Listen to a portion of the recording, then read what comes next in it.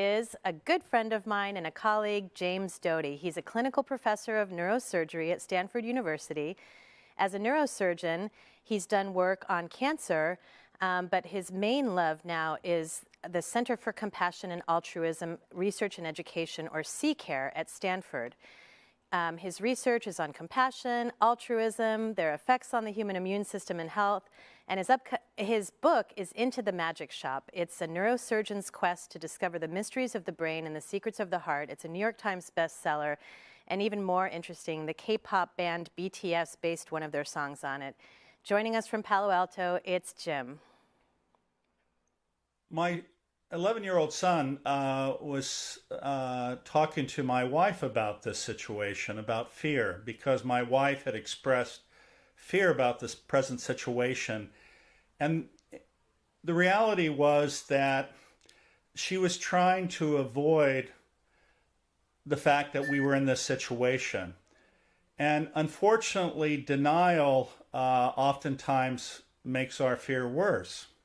And my son looked at her and he said to her, "Mom, the first thing you have to do is to accept, because you not accepting and wishing it was a different situation or a different time is only going to make it worse." And these were actually extraordinarily wise words, because once we accept reality, whether it's something we want to have, or something that we wish wasn't, allows us to then more effectively deal with it.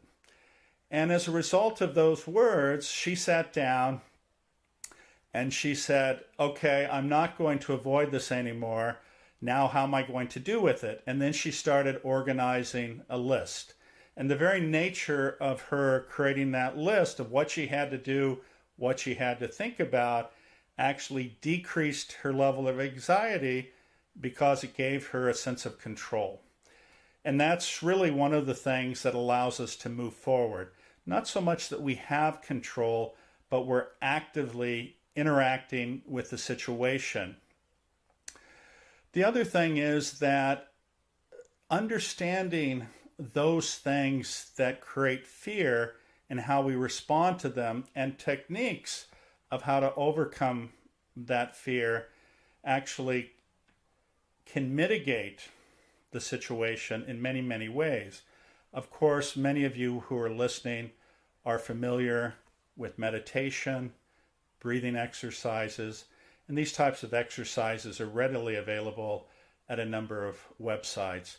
And remember, when I was talking about fear, what happens so often is that you stimulate your sympathetic nervous system, you have all these negative physiologic effects occur, and then you start having this ongoing narrative that actually accelerates that fear and makes it grow.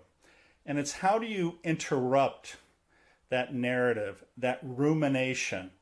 And as I just mentioned, these types of breathing exercises result, sometimes whether you even wanted to change your physiology, because when you slowly breathe in and breathe out over 3 to 5 seconds, the very nature of that, breathe in with your nose, exhale through your mouth, results in a shift from your sympathetic nervous system engagement to your parasympathetic nervous engagement.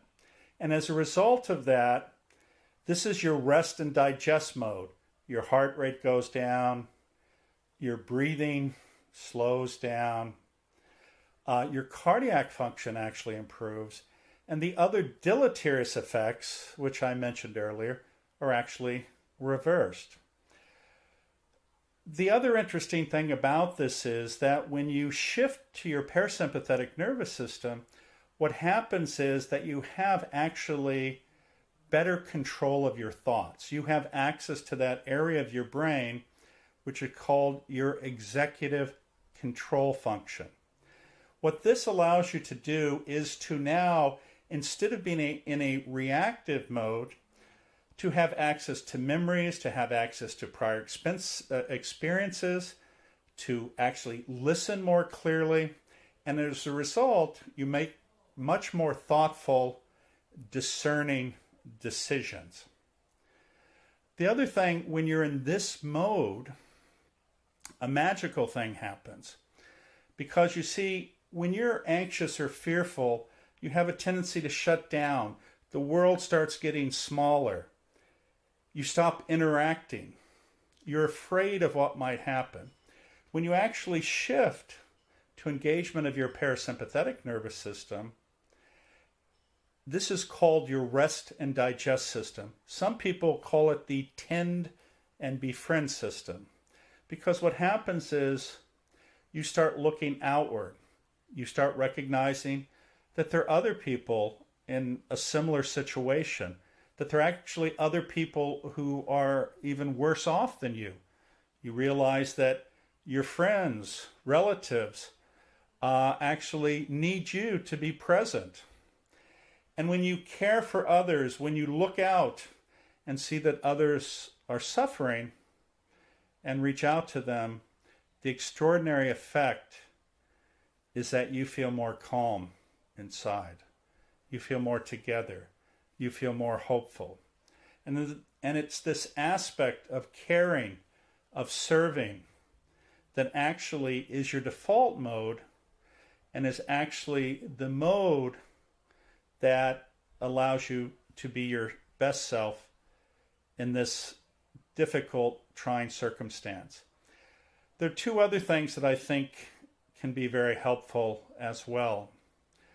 One of the things that I have found from my own experience and that science has validated is how documenting your gratitude or journaling your gratitude has a very, very positive physiologic effect and makes you feel appreciative, even in difficult circumstances.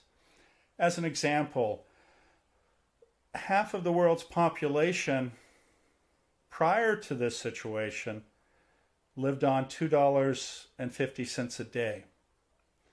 I am sure that almost everyone listening to this has a better situation than that. So oftentimes we have a tendency to look up and say what we don't have. But the reality is most of us are actually extraordinarily blessed. Now, this is not to minimize the fact that many people may not have security at jobs, that maybe they may not have other things that they believe they need. And I certainly appreciate that. The thing, though, is that one should not be afraid to state this fact and even to ask for help.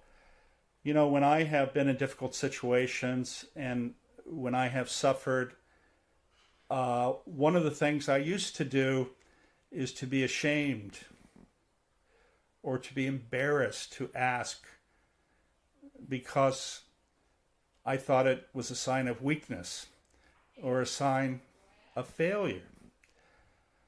But the reality is that when we genuinely express that we're suffering, that we're in need, and sometimes this can just be for a hug or for a simple smile or an acknowledgement, that in and of itself can have a very positive effect on our mental attitude and make us see the world in a different way.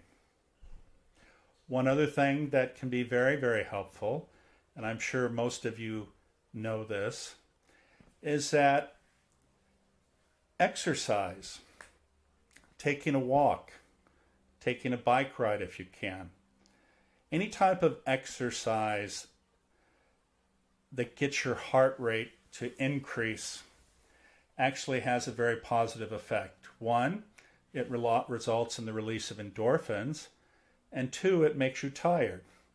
Because oftentimes when you go to sleep at night, if you're anxious or worrying, by being tired, having exercised, having the release of these endorphins actually allows you to sleep better. What I try to think of in these types of situations is, what path do I choose to walk? One path, of course, is this path of fear, this view that it's going to be worse tomorrow, that there's not an end to this. Versus the other view, which is, yes, there is some uncertainty, but there are things that I can control. The Stoic philosophers used to talk about this concept of, what is it that I can control? What is it that I cannot control? One of the things that each of us can control is how we think and how we respond. And so when you think of a future, what is it about the situation that has a positive aspect? For me, I'm able to spend more time with my family. Now, certainly at times, you might want to say, I've had enough time with my family, and I can certainly appreciate that. But so often in our busy world, we don't have that opportunity. Additionally, sometimes the things that we do in the world are to make us more busy. So we actually don't sit with ourselves. We don't listen to the voice that is in our head, actually oftentimes telling us what is best for us. We don't take time to spend in nature. Being with others, being in nature, has a very, very positive effect. Slowing down in this busy world that is so demanding can have a very, very positive effect.